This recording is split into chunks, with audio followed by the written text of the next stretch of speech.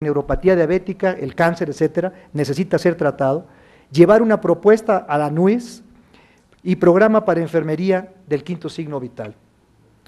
Los niveles de atención, este grupo importante debe ser capacitado, entrenado, referido, como ya lo decía el doctor Cantizani, a segundo nivel, y solamente en tercer nivel llegar a aquellos casos complicados que no pudieron ser resueltos de alguna manera. La siguiente. Los objetivos específicos, que es la red nacional, promover la atención domiciliar de manera prioritaria y conveniar e impulsar la formación profesional en universidades públicas y privadas. Es una fortuna que la UNAM ya tenga un programa de posgrado, sin embargo, Guadalajara, Nuevo León, Campeche, Morelia necesitan hacer este esfuerzo y compartir de alguna manera en ANUYES un programa único de especialidad, impulsar la creación de la norma oficial, coordinar los esfuerzos de organismos no gubernamentales.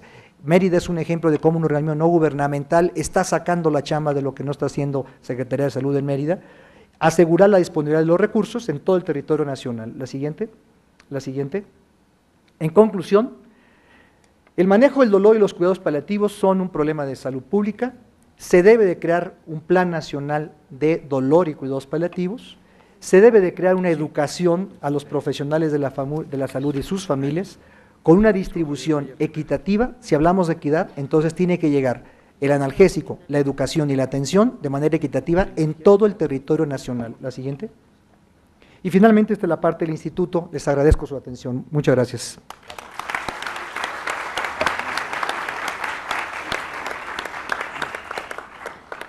Viene a continuación el doctor Francisco Mayer Rivera, que nos va a hablar sobre política de opioides en México. El doctor Mayer Rivera es médico adscrito de la Clínica del Dolor y Cuidados Paliativos del Instituto Nacional de Cancerología, profesor adjunto del curso de posgrado para especialistas de la Clínica del Dolor de la UNAM y tesorero de la Asociación Mexicana para el Estudio y Tratamiento del Dolor. Muchas gracias. Si podemos tener la primera, por favor. Antes que otra cosa, yo quisiera felicitar a la doctora Bistre, nuestra presidenta de la asociación, porque gracias a ella se pudo concretar esta reunión del día de hoy. Ustedes han escuchado muchas cosas interesantes, propuestas, algo de lo que es la realidad nacional, y esta parte de la presentación tiene como fin tratar de aterrizar estos conceptos en una situación un poquito más objetiva. La siguiente, por favor. Yo quisiera, aunque parezca un poquito redundante, recordar cuál es la función de las políticas, no en México, sino en el mundo entero. La principal función de las políticas es que éstas deben emanar del Estado.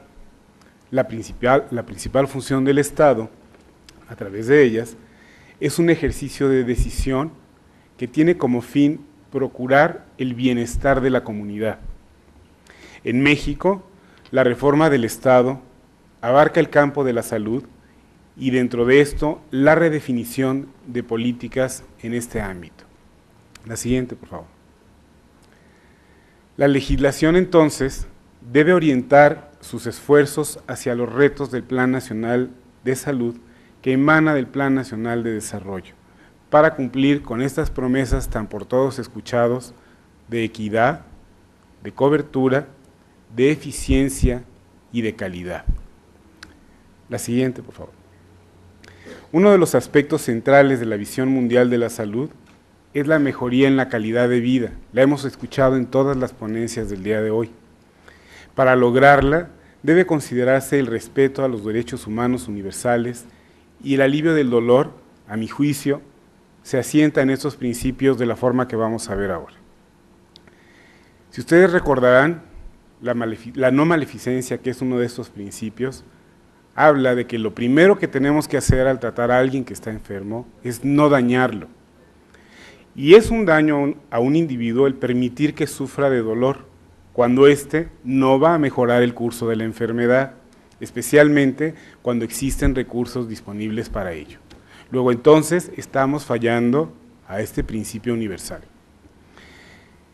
En función del principio de justicia, el alivio del dolor debe procurarse de forma equitativa y justa en todos los que lo padecen, a través de asegurar el acceso a los recursos necesarios para ello. Es más que evidente que la gente no tiene acceso a estos recursos en México en este momento. Este principio tampoco se está cubriendo. La siguiente, por favor. ¿Me pasan la siguiente, por favor? Perdón. Beneficencia, que es otro de los principios. Debe otorgarse el tratamiento más efectivo posible conocido para el alivio del dolor. No lo estamos cumpliendo porque precisamente esta falta de accesibilidad hace que se les den tratamientos de segunda línea a los pacientes. No es lo adecuado lo que están recibiendo. Está el principio de autonomía que nos dice que el paciente debe participar en la elección del tratamiento más adecuado para aliviar el dolor que le aqueja a través del consentimiento informado, proporcionado por el personal de salud que lo atiende. Si nosotros estamos enjuiciando el riesgo de las adicciones y no damos la oportunidad de reconocer que las adicciones son escasísimas en la gente que de verdad requiere un opioide, y no le estamos dando la oportunidad de que en el peor de los casos sea el paciente el que tome ese riesgo, por pequeño que éste sea, estamos fallando también a este principio de autonomía. Se han hecho ya muchos trabajos de mucha gente, muchos de ellos están aquí ahora que nos han antecedido. En el Diario Oficial de la Federación, en el año de 90, se publicó la norma técnica para las clínicas de dolor en cáncer, se firmó un convenio con la Organización Mundial de la Salud para generar el programa de alivio de dolor por cáncer en México, y el INCAN fue considerado el coordinador de este programa y realiza todavía muchas funciones en este terreno. La siguiente, por favor. Durante todos estos años, asociaciones relacionadas al dolor han tenido reuniones para tratar de promover el uso lícito de los opioides, han involucrado a las áreas de regulación de la Secretaría de Salud, a la industria farmacéutica y a las Academias Nacionales de Medicina y de Cirugía, que han entendido la gravedad del problema y que a mí me gustaría informarles ahora que a través de este conocimiento del problema han apoyado a un manual sobre alivio de dolor y cuidados paliativos que recién se publicó la semana pasada, con el aval de estas dos academias, porque entienden de este problema. Este es el libro que se ha publicado y en el que se habla de muchas de las cosas que hemos platicado el día de hoy, de los problemas de políticas, de las recomendaciones de los medicamentos que se deben emplear, de qué es lo que tenemos que cambiar, de cuál es la legislación vigente, de un montón de situaciones que todos debiéramos conocer, cuando menos incluso en beneficio propio. De lo último que se ha hecho, porque todos hacemos nuestro trabajo, no nada más las asociaciones, la Secretaría de Salud tuvo una reunión sanitaria en Oaxaca en agosto de este año para tratar de promover algunas reformas a la Ley General de Salud. Algunas de esas reformas las puede hacer de forma independiente porque tiene esa autoridad moral, y otras tendrán que pasar por el Congreso Legislativo para que él determine si proceden o no proceden. Esperamos que a través de esta información que hemos tratado de concentrar el día de hoy, tengan una visión más clara del problema y puedan darle curso a estas modificaciones para que haya una mayor disponibilidad de opioides en México. Se han hecho modificaciones en lo que se refiere a prescripción, se han actualizado las listas de fármacos psicotrópicos y estupefacientes y se han hecho modificaciones para los libros de control. La siguiente, por favor. Fundamentalmente en los libros de control se espera que se puedan generar mecanismos electrónicos. Ya es imposible estar llevando libretas en las que todo el mundo tiene que registrar a mano todo y es muy difícil generar cuentas, de tal forma que se tendrían que modificar de la farmacopea y de los artículos 46 y 47 de los reglamentos de los insumos algunas situaciones para que esto sea posible. Se está solicitando también que se puedan emplear recetarios institucionales para medicamentos psicotrópicos que en este momento no existen, que haya vigencias de las recetas que los médicos entregan, que cuando menos sean de 3 meses, porque en el momento actual son de 30 días, en donde se tendrán que modificar el artículo 241 de la Ley General de Salud. La siguiente, por favor. Y hacer algunas modificaciones para que todo este proceso que permite que el médico tenga un recetario sea una situación mucho más ágil y entonces más médicos lo tengan disponible y los más pacientes puedan acceder también a los opioides. La siguiente, por favor. La idea es hacer más amigable esta situación, facilitando la prescripción de los medicamentos del grupo 1, y también se espera que se pueda permitir que las imprentas autorizadas para Hacienda para generar documentos oficiales sean las que realicen las impresiones de los recetarios, y esto se espera que se inicie a partir del primer trimestre del año próximo, también con la intención de que esto nacionalmente sea un proceso más fácil. La siguiente, por favor. Hay una simplificación de la farmacopea, se van a hacer modificaciones a los grupos de medicamentos. Cuando hablamos de opioides, básicamente hablamos de grupo 1 y grupo 2. El grupo 3 se va a derogar, el grupo 4 continúa y el grupo 5 también, pero el grupo 6 se va a derogar. Todavía no se ha definido en qué consisten todas estas modificaciones y qué medicamentos se van a ver involucrados en esta situación, pero en un futuro próximo tendremos la información más concreta. La idea aquí es modificar los criterios para la clasificación, independientemente de que sean o no psicotrópicos o estupefacientes, y los medicamentos se tendrán que clasificar en el grupo 1 y grupo 2 para poder llevar un control adecuado, especialmente por su potencial de adicción o su potencial de desvío, que ya hemos visto que no son las situaciones que más nos preocupan, pero hay que seguir teniendo una regulación y un control estricto de estas sustancias. La siguiente, por favor.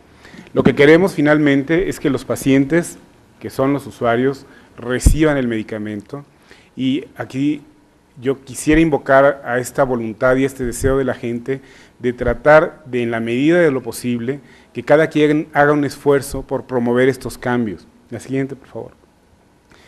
La realidad es que nosotros necesitamos tener un equilibrio que en este momento no existe entre lo que es regulación, evitar ilícitos y la farmacodependencia, y la disponibilidad y el uso lícito y el alivio del dolor. Eso es lo que estamos buscando, un equilibrio, que no se cargue tanto la balanza hacia esto, porque nos impide tratar a los pacientes de forma adecuada. ¿Qué es lo que debe existir?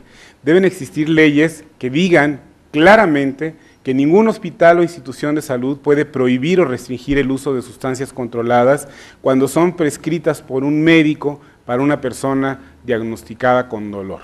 La siguiente, por favor. Deben existir leyes que reconozcan que algunas sustancias controladas son indispensables para el tratamiento del dolor, que estos fármacos pueden ser prescritas para el tratamiento del dolor y otros síntomas, en dosis adecuadas y por el término de tiempo apropiado y necesario. La siguiente, por favor.